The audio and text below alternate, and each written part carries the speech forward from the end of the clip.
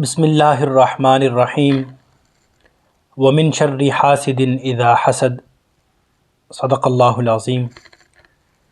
معزز سامعین، آج جس ٹاپک پر گفتگو کرنی ہے وہ ہے حسد کی ڈیفینیشن کیا ہے اور حکماء کا کیا قول ہے ایسی چیزوں کے بارے میں جو انسان کے اندر پائی جائیں تو وہ زندگی اس کی ناخوشگوار ہو جاتی ہے، اور غیبتہ یعنی رشک کسے کہا جاتا ہے۔ محترم سامعین، دل کی بیماریوں میں سے ایک خطرناک بیماری حسد ہے۔ جو بندہ اس بیماری میں مبتلا ہو جاتا ہے اس کی زندگی انتہائی ناخوشگوار ہو جاتی ہے۔ حکماء کا قول ہے کہ 3 چیزیں ایسی ہیں جس میں بھی پائی جائیں گی ان کی زندگی ناخوشگوار ہوگی۔ نمبر 1 بغض، نمبر 2 حسد، نمبر 3 بد اخلاقی۔ کہ یہ 3 چیزیں جس انسان کے اندر آ گئیں تو وہ ناخوشگوار زندگی گزارتا ہے، سکون والی زندگی نہیں گزرتی۔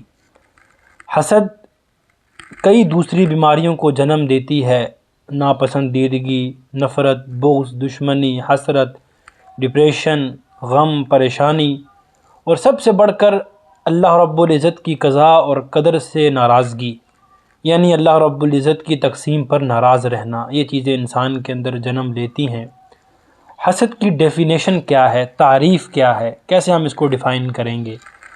تو حسد کی تعریف یہ ہے کہ صاحب نعمت سے نعمت چھن جانے کی تمنا اور آرزو کرنا۔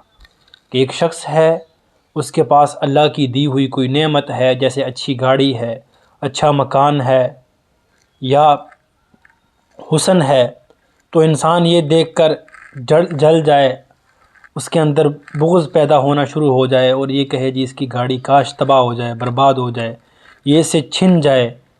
اگر کسی کو کسی عہدے پر دیکھا تو انسان پریشان ہو گیا، یعنی عہدہ کسی نہ کسی طریقے سے اس سے واپس چلا جائے، اس کے پاس نہ رہے، تو یہ حسد ہوتا ہے۔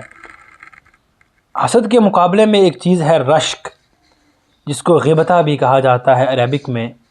اس کا مطلب یہ ہے کہ کسی دوسرے کے پاس نعمت دیکھی، اس کو دیکھ کر خوش ہوا، اور ساتھ ہی یہ خواہش پیدا ہو گئی کہ اللہ کرے مجھے بھی مل جائے، یہ نعمت اللہ نے اسے دی ہے نا، تو مجھے بھی اللہ دے دے۔ خواہش پیدا ہو گئی، اللہ سے مانگنا شروع کر دیا یا اس کو حاصل کرنے کی کوشش شروع کر دی۔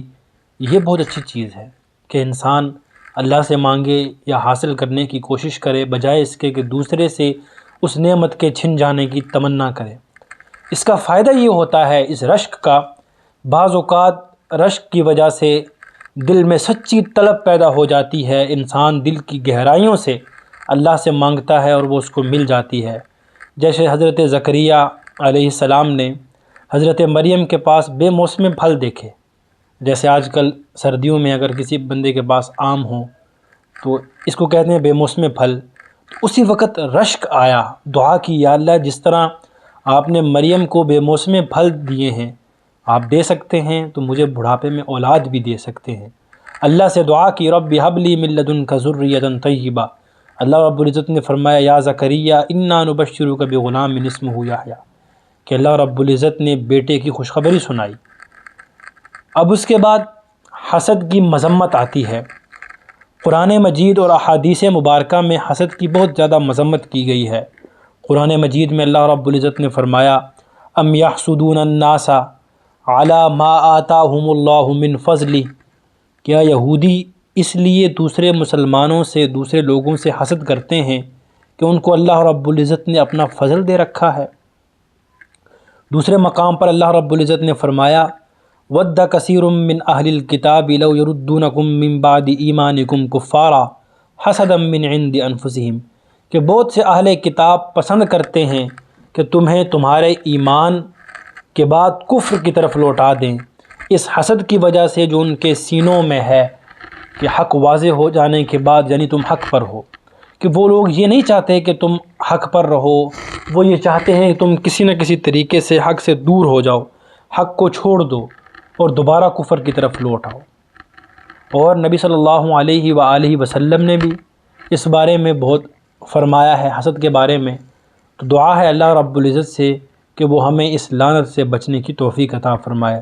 وآخر دعوانا ان الحمد للہ رب العالمین۔